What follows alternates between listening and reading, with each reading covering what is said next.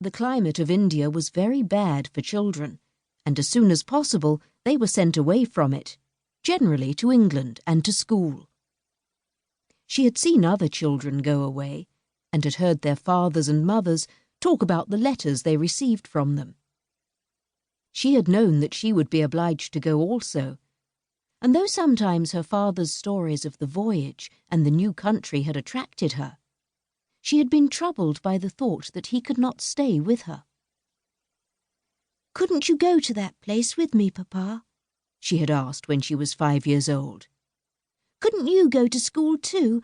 I would help you with your lessons." "But you will not have to stay for a very long time, little Sara," he had always said. "You will go to a nice house where there will be a lot of little girls, and you will play together, and I will send you plenty of books, and you will grow so fast that it will seem scarcely a year before you are big enough and clever enough to come back and take care of Papa." She had liked to think of that. To keep the house for her father, to ride with him and sit at the head of his table when he had dinner parties, to talk to him and read his books.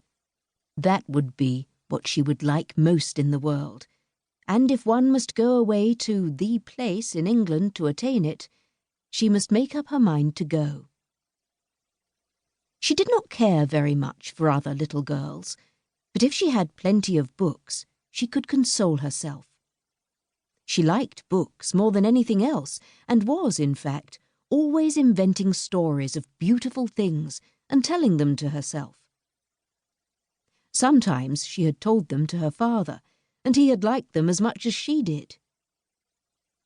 "Well, Papa," she said softly, "if we are here, I suppose we must be resigned."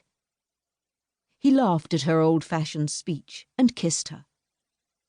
He was really not at all resigned himself, though he knew he must keep that a secret. His quaint little Sara had been a great companion to him, and he felt he should be a lonely fellow when, on his return to India, he went into his bungalow, knowing he need not expect to see the small figure in its white frock come forward to meet him. So he held her very closely in his arm, as the cab rolled into the big, dull square in which stood the house that was their destination. It was a big, dull brick house, exactly like all the others in its row, but that on the front door there shone a brass plate on which was engraved in black letters, "Miss Minchin, Select Seminary for Young Ladies."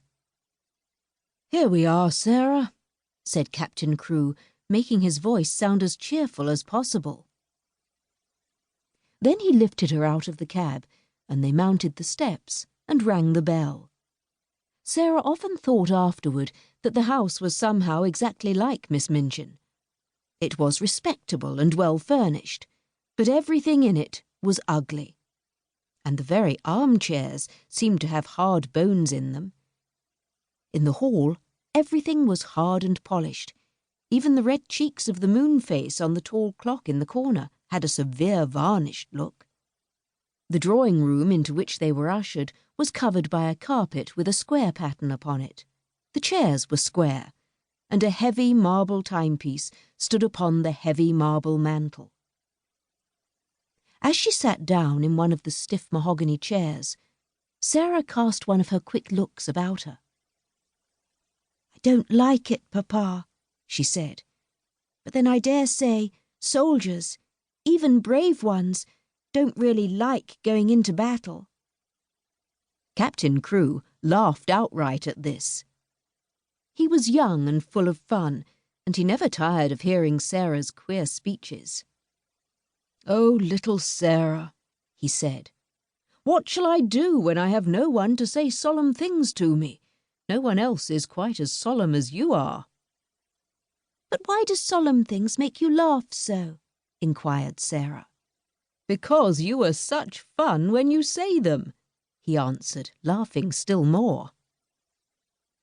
And then suddenly he swept her into his arms and kissed her very hard, stopping laughing all at once and looking almost as if tears had come into his eyes. It was just then